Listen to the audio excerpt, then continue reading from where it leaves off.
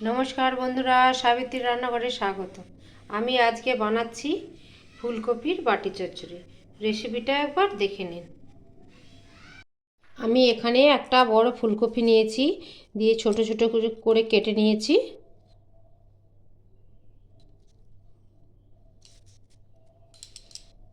আমি একটা বাটি নেব, বাটিতে এটা সবটাই ঢেলে দেবো।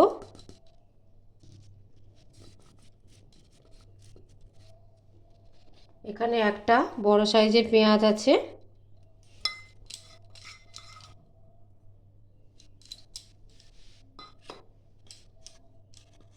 চার পাঁচটা কাঁচা লঙ্কা আছে, একটু আদা আছে গ্রেট করে নিয়েছি, এখানে ধনে পাতা আছে, লবণ দিয়ে দিলাম পরিমাণ মতো,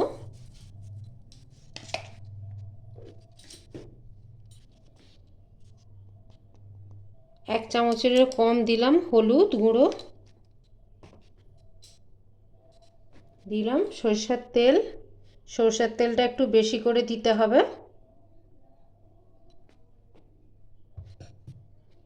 দিয়ে আমি হাতের সাহায্যে মেখে নেব।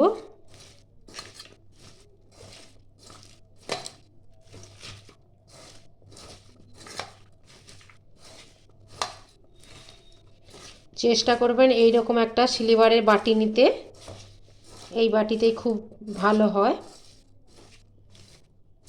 না থাকলে আপনারা স্টিলের বাটিতেও করতে পারেন।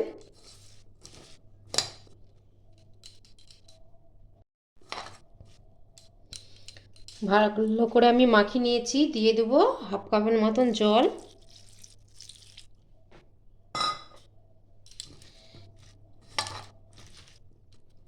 দিয়ে এটা আমি গ্যাসে বসিয়ে দেবো ঢাকা দিয়ে।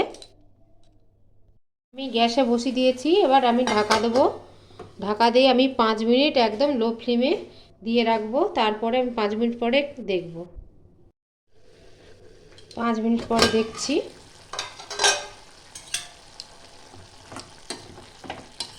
অনেকটাই জল বেরিয়ে গেছে।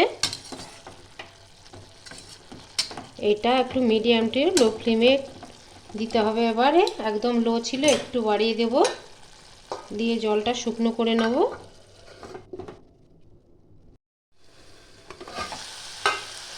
আবারও খুলে দেখছি, জলটা একদম শুকনো হয়ে গেছে। দেখুন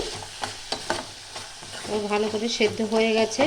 এবার একটু নাড়াচাড়া করে দেবো ভালো করে। একটু ধনে পাতা একটু দিয়ে দিলাম।